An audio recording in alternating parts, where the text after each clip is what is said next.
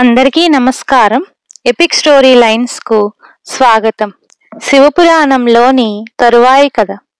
శివుడు ఏమైపోయినది పార్వతికి తెలియరాక రుద్రగణాల చేత లోకాలన్నీ వెతికించి శివుడు లింగరూపంలో గజాసురుడి హృదయంలో ఉన్నట్టు తెలుసుకున్నది. ఆమె వెంటనే విష్ణువు వద్దకు వెళ్ళి, అన్న, నా భర్తను గజాసురుడు లింగరూపంలో తన హృదయంలో దాచుకున్నాడు. నీవు ఆయనను తిరిగి కైలాసానికి చేర్చాలి అని ప్రార్థించింది. విష్ణువు అలాగే చేస్తానని మాట ఇచ్చాడు. శివుడు కైలాసానికి తిరిగి వచ్చేదాకా గణపతులందరిలోకి పెద్దవాణ్ణి కైలాసాన్ని పార్వతిని రక్షించడానికి ఏర్పాటు చేసి విష్ణువు రుద్ర వీరభద్ర గణాలతో బ్రహ్మ వద్దకు వెళ్ళాడు. దేవేంద్రుడు మొదలైన వారు కూడా వచ్చి విష్ణువు తలపెట్టిన పని గురించి విన్నారు. తరువాత అందరూ మారు రూపాలు ధరించి రుద్రగణాలతో సహా శోణితపురం వెళ్లారు.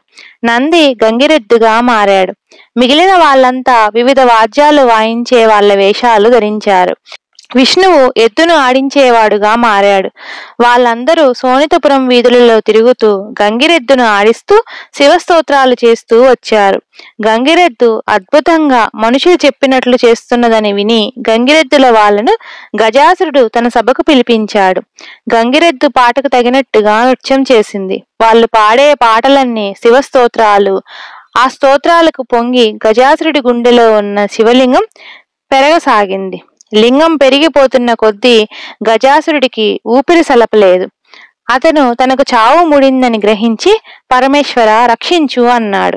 గజ, నీకు చావు తప్పదు, వరం కోరు అన్నాడు శివుడు.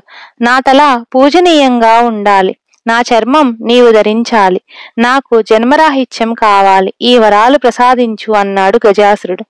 శివుడు అతనికి కోరిన వరాలిచ్చి అతని ఎలుక రూపంలో తన వద్ద ఉండేటట్టు అనుగ్రహించి గజాసురుడి పొట్ట చీల్చుకొని బయటకు వచ్చాడు. ఇదంతా తెలిసి గజాసురుడి పరివారం యుద్ధానికి వచ్చారు. ఆ రాక్షసులందరినీ విష్ణువు చంపివేశాడు. తరువాత బ్రహ్మ, విష్ణువు, దేవేంద్రుడు, నందీశ్వరుడు మొదలైన వారు తమ ఎప్పటి రూపాలు దాల్చి శివుడికి నమస్కారం చేశారు. వారంతా రుద్రగణాలను వెంట పెట్టుకొని కైలాసానికి వచ్చారు. శివుడు తాను గజాసురుణ్ణి చంపి తిరిగి వచ్చినట్లు పార్వతికి కబురు పంపాడు.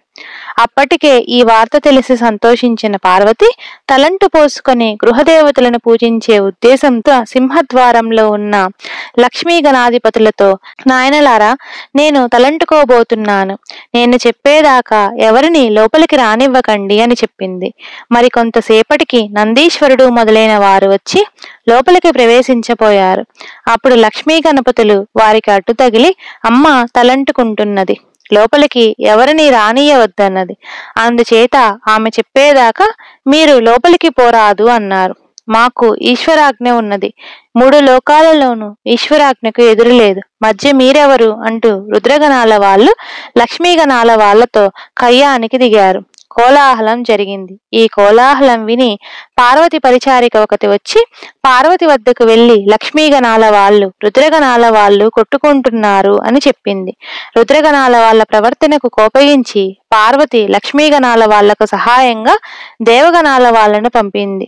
లక్ష్మీగణాలు, దేవగణాలు ఏకమై రుద్రగణాల వాళ్ళను చావగొట్టి తరిమేశాయి.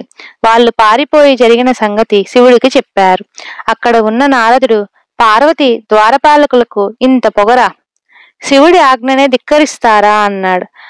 తన మృత్యులు దెబ్బలు తిన్నందుకే మండిపోతున్న శివుణ్ణి నారదుడి మాటలు మరింత రెచ్చగొట్టాయి. ఆయన తన త్రిశూలాన్ని పంపి లక్ష్మీగణాల వాళ్ళ తలలు నరికించేశాడు. తన ముద్దుల కొడుకుల తలలు తెగిపోయినందుకు పార్వతి విచారంలో మునిగిపోయింది. పార్వతీదేవి ద్వారం వద్ద ఇప్పుడెవరూ అడ్డేవారు లేరు. అందుచేత శివుడు బ్రహ్మ, విష్ణువులను వెంట పెట్టుకొని పార్వతి ఇంటికి వచ్చాడు. అప్పటికే తలంటి పోసుకొని సింగారించుకొని గృహదేవతలను పూజించిన పార్వతి లక్ష్మీగణాల చావుకు విచారంలో మునిగి ఉండడం చేత వచ్చిన వారిని గౌరవించలేదు. శివుడు పార్వతి విచారాన్ని పోగొడదామనుకొని పార్వతిని సమీపించాడు. కాని పార్వతి శివుడికేసి చూడనన్నా లేదు. అప్పుడు విష్ణువు పార్వతిని సమీపించి, చెల్లి, గజాసురుడు చచ్చినందుకు 3 లోకాలు ఆనందంలో మునిగి ఉండగా నీవు విచారంలో మునిగి ఉండడానికి కారణమేమిటి? నీకు వచ్చిన కష్టమేమిటో చెప్పు, నేను తీర్చుతాను అన్నాడు. పార్వతి విష్ణువుతో, అన్న, శివుడు నిష్కారణంగా నా కొడుకులైన లక్ష్మీగణాల వారిని చంపాడు. వాళ్ళని బ్రతికించి వాళ్లకు తగిన అధికారాలను ఇస్తే గాని నా విచారం తీరదు అన్నది. త్రిమూర్తులతో శివుడు గజాసుడికి తానిచ్చిన వరాల మాట చెప్పాడు. తన తల పూజనీయంగా ఉండాలని, తన చర్మాన్ని శివుడు ధరించాలని గజాసురుడి శివుణ్ణి కోరి ఉన్నాడు. అందుచేత లక్ష్మీగణాలకు అధిపతి అయిన వాడి శరీరాన్ని సభకు తెప్పించి రుద్రగణాలను పంపి గజాసురుడి తల తెప్పించి దాన్ని లక్ష్మీగణాధిపతి శరీరానికి అతికించారు. వెంటనే లక్ష్మీగణాధిపతి నిద్రలేచిన వాడిలాగా లేచి నిలబడి పార్వతికి విష్ణువుకు నమస్కారం చేశాడు. అదేవిధంగా మిగిలిన 20 మంది గణాధిపతుల ముండాలకు ఏనుగు తలలు తగిలించారు. వెంటనే వారు కూడా బ్రతికారు. లక్ష్మీగణాల వాళ్ళు ఈ విధంగా సజీవులు కాగానే పార్వతీదేవి పరమానందం చెందింది. ఆ ఆనంద సమయంలో విశ్వదర్శి అనే ఉపబ్రహ్మ సభలో లేచి నిలబడి, శివపార్వతులారా, నా కుమార్తెలైన జయలక్ష్మి మొదలైన వాళ్ళను లక్ష్మీగణాధిపతులకు ఇచ్చి పెళ్లి చేద్దాం అనుకుంటున్నాను అన్నాడు. ఆ మాటకు అందరూ సంతోషించారు. బ్రహ్మే తానే పురోహితుడిగా ఉండి విశ్వదర్శి కూతుళ్లను గణాధిపతులకు పెళ్లి చేశాడు. గణాధిపతులలో లక్ష్మీ గణపతి పెద్దవాడు. అతని భార్య జయలక్ష్మి.